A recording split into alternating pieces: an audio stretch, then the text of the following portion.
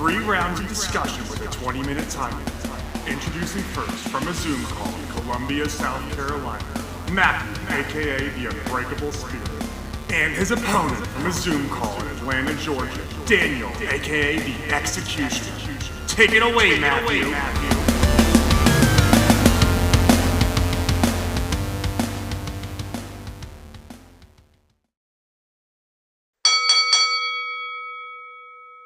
Thank you, Jesse, for that wonderful introduction.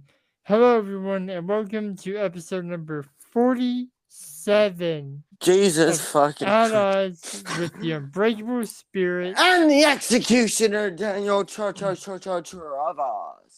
Yeah, let me put this into perspective for you guys for a little bit. I almost stumbled over my words, but I'm just going to keep rolling with Yeah, it. we have 5 episodes, until 1 year. Well, basically. Yeah. Which means Okay. we need to start planning for that, 1 year special thing. Yeah, anyway. Let's run Not through the important. topics.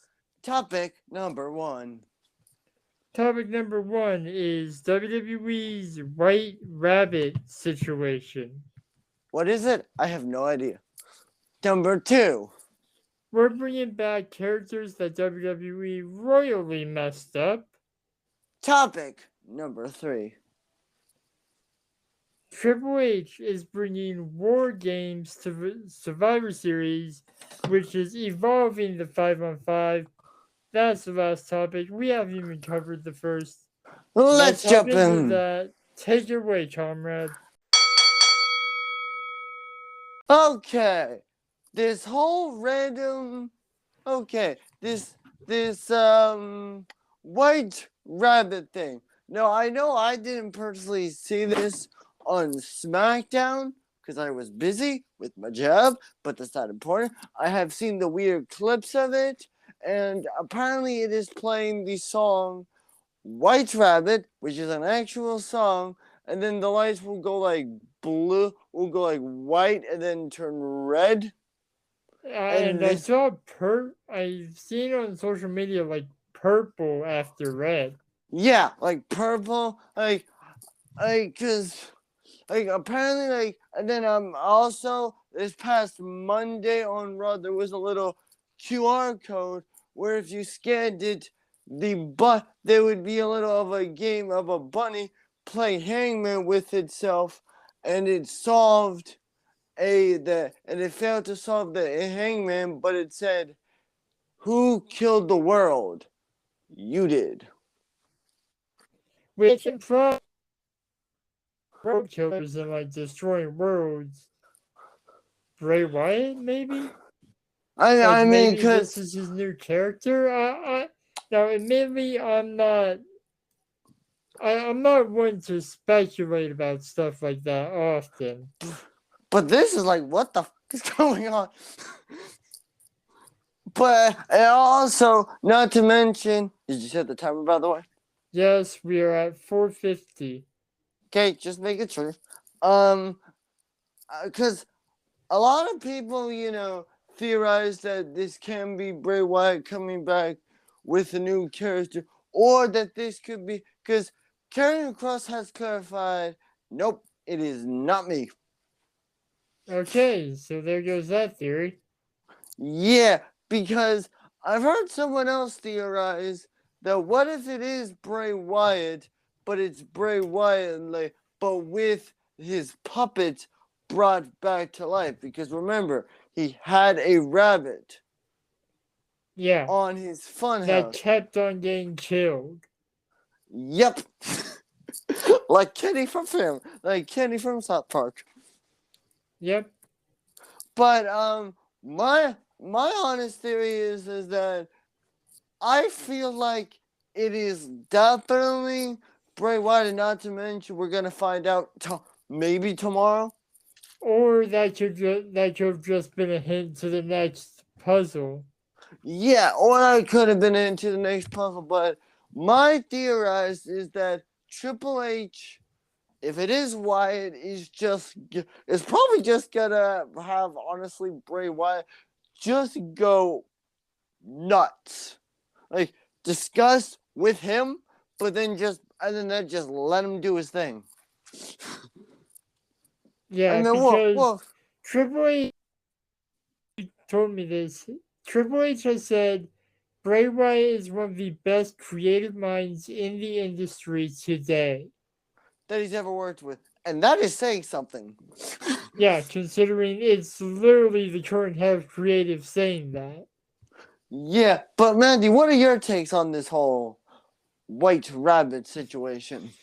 Honestly, Yes. I honestly, it's hard to put into words sometimes because the world of professional wrestling is always evolving. This could all just be if it is Bray Wyatt and he returns, if he goes again. So very, very true. Because, well, yeah, he's creative. He didn't have control of creative in his contract and was mishandled, like we're probably going to talk about in the next segment. Yes, but because my theory, putting this out there, my theory is that could be just the Fiend just maybe more evolved, or maybe it's just a version of Bray Wyatt's character that is maybe more insane than we've ever possibly seen him. Yeah, Maybe and someone pointed this out on Twitter of all things. Russell World CC pointed out on the promotional material for Extreme Rules, like when after Matt Riddle and Seth Rollins was confirmed. Behind in a Matt fight pit. Riddle in the upper left-hand corner, there was a lantern and fireflies. So, because I'm really just putting this out there, is that what if this is a version, because Wyatt tends to always create new and exciting characters for his own lore, literally. Yeah.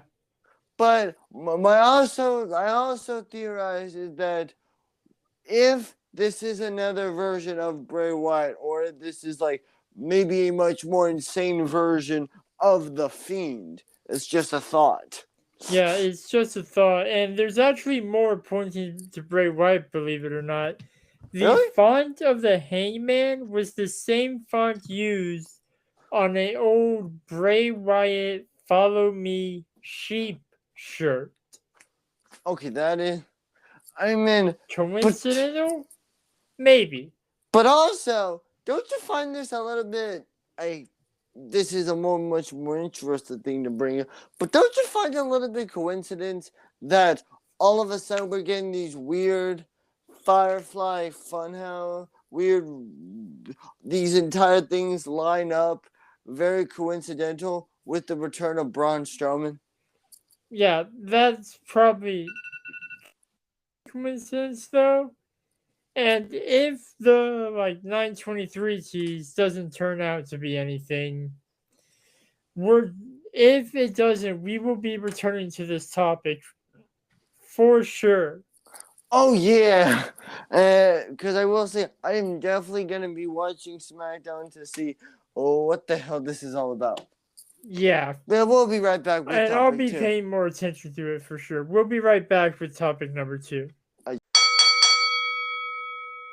And we are back with topic number 2, the return of characters WWE royally messed up.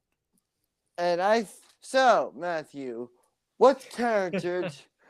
You know what? Let's just continue what we were talking about. Yeah.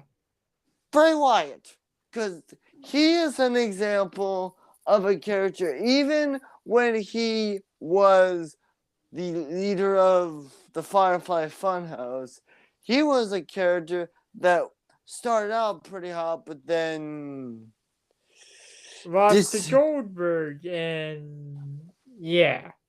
Yeah, but I will say is that this is just something I've kind of wondered, but I wonder if Bray Wyatt losing to Cena back at WrestleMania 30 was the cause of Bray Wyatt becoming the Fiend.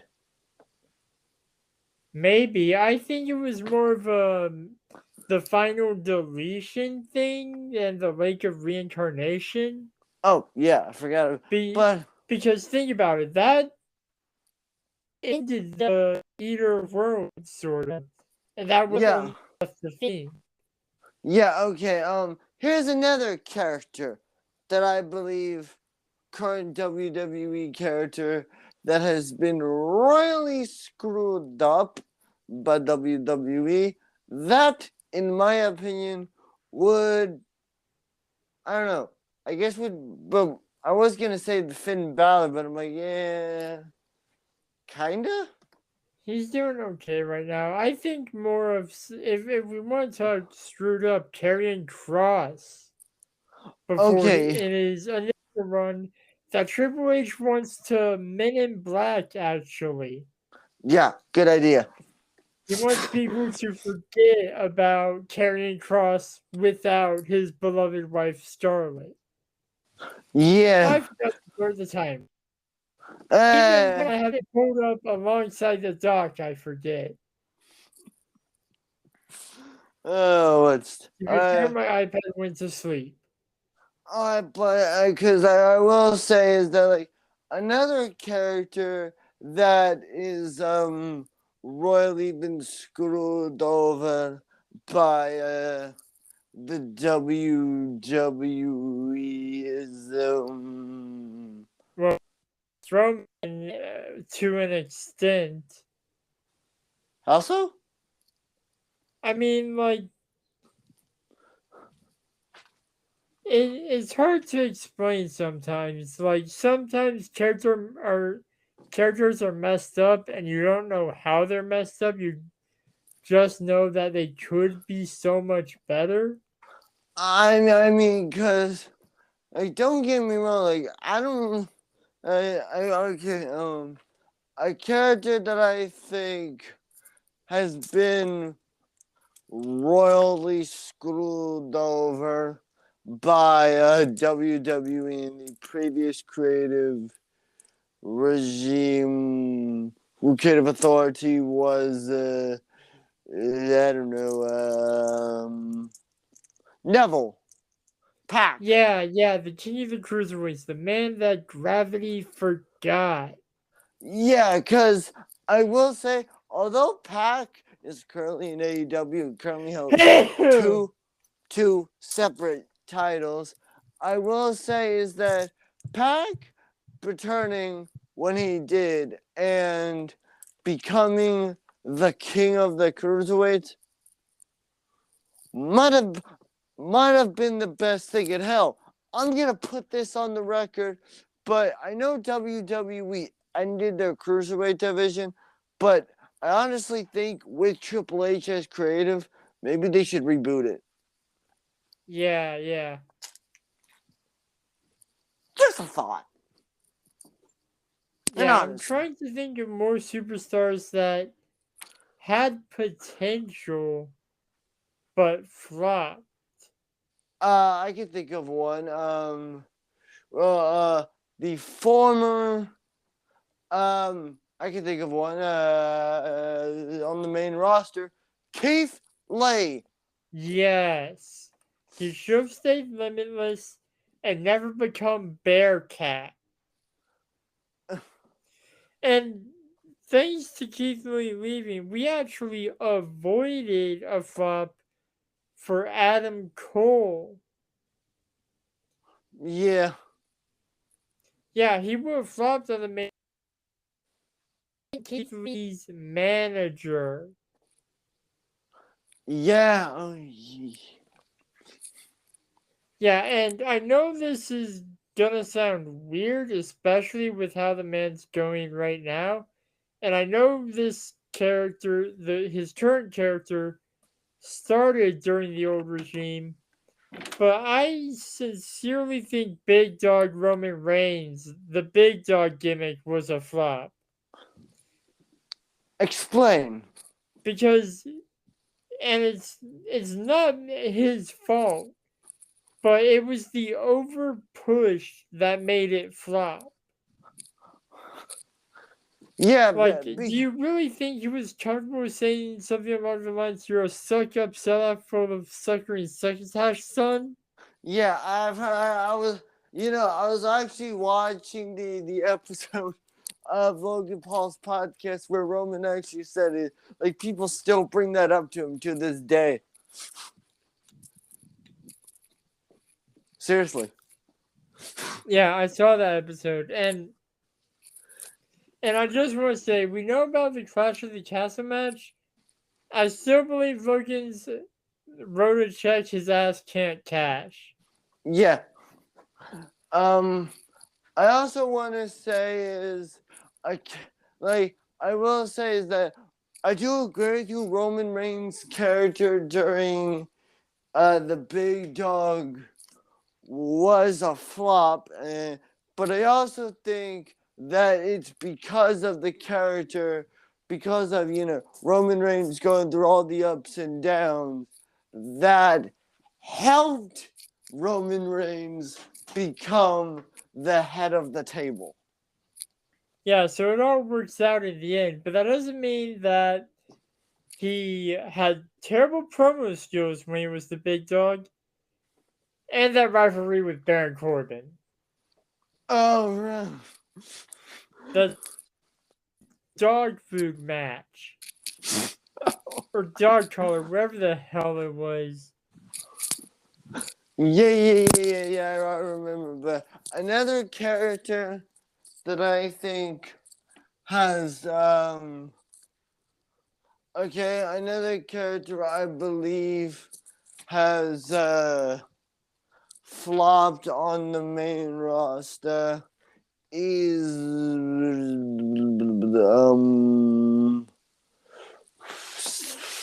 no, Seth Rollins. He's done pretty good.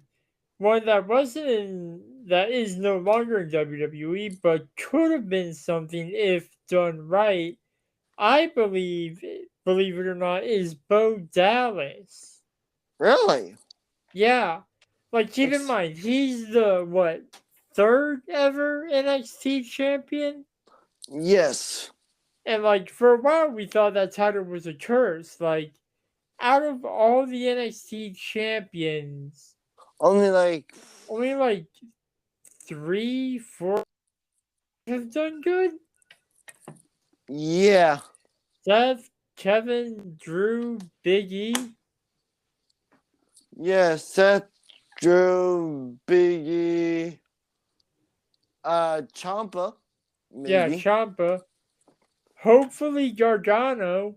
Yeah, that's true. But the timer just went off, so yeah, we're going to return to this at a later date if we have no ideas and move on to topic number 3. Hello, everybody, and we are back for the third and final topic. WWE bringing back War Games. Yeah, when I saw this on Reset News, for Survivor Series. Now, yeah, when I saw this on Reset News, I sent the article to him and said, "This is a topic for this week's episode, not up for debate." Yeah, because I will say, them bringing back them using, because War Games for the past couple of years was just an NXT thing. Yeah. And before that, WCW. Yeah, but before that, WCW created by Cody Rhodes' father. Daddy. Yeah, but this is just an honest question I'm going to put out there is that, so if WWE is using War Games, then what is going to happen to the tradition? Is that going to officially replace the traditional Survivor Series? The article described it as the next evolution of the 5-on-5. So is oh God, is it going to be like a War Games mixed with traditional Survivor Series? I don't know. We don't have much details, and this actually reminds me, I skipped last month when talking about an event or something. I completely forgot about Crown Jewel and Extreme Rules. Yeah, that's great. But I will say is that with bringing back War Games, let's ask this question: Who is going to be competing in the men's and women's War Games? Now, someone sent me something obviously from Wikipedia that said the Undisputed Era versus the Bullet Club. If you Nope. see that, do not believe it. The Bullet Club is in New Japan and in Impact Spicy. Wrestling. And the Undisputed Era, there's only one member left, and it's Roderick Strong. Yeah. Bobby Fish is a free agent. Kyle Yeah. O'Reilly and Adam Cole are signed to AEW. Yeah. Okay. No, Roger Strong is a part of WWE. Yeah, but I said of the Undisputed Era, there's only one member left. Right. Because I will say is with WWE bringing back War Games, for me. Oh. Did you just drop your iPad or something? Yeah. What I was saying is, for me, for the men's, I could see it involve Judgment Day, or I could see the men's War Games involving a team of random superstars going up against the Bloodline. Yeah, Bloodline would need like one more guy though. 5-on-5. Right. I mean, they got Sammy. Yeah, so technically they do have 5 members with the honorary Uce. But here's my question. Okay, what? Will this be the first NXT event, like premium live event, to go back on the road? Because we know NXT War Games for the past few years has been a tradition. Yeah.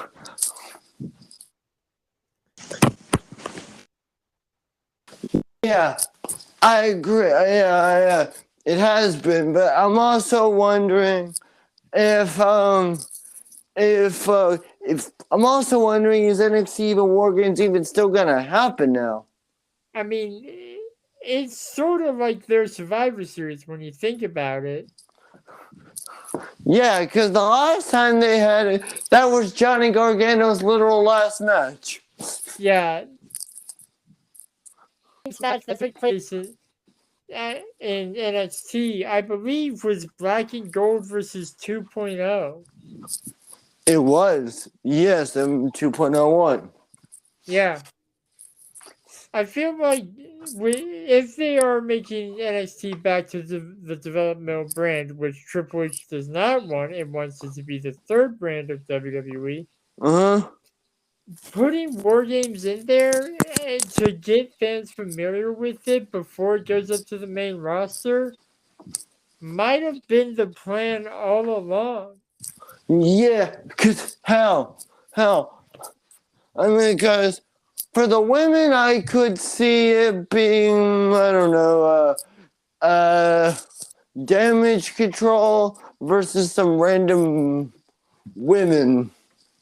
My guess is Damage Control and 2 other heels of their choice versus Bianca, Alexa, and Asuka, and 2 other baby faces of their choice. Provided Alexa Bliss doesn't go back to being the goddess.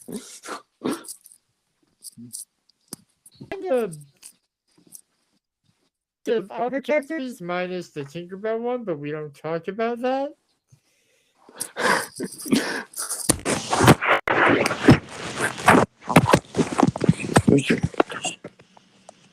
Man, your iPad does not want to stay up today, does it? iPad, bro. It's on my fucking phone. Oh. Anyway, yeah. I will say is I'm gonna end this with my thoughts is that whoever is in the War Games, like we all know that WWE is going to make this shit. Like, here's another question. Because actually, here's my final thought and a question. With WWE bringing War Games to Survivor Series, because when NXT did Survivor Series, there was no roof. But when the main roster does it, are they going to do it like the traditional War Games and have a roof? They might get in trouble with that for copyright infringement due to the structure of Blood and Guts. Blood and Guts has a roof. Right. Anyways, you guys probably heard the timer go off for this segment. We are out of time. Bye. Roll that outro.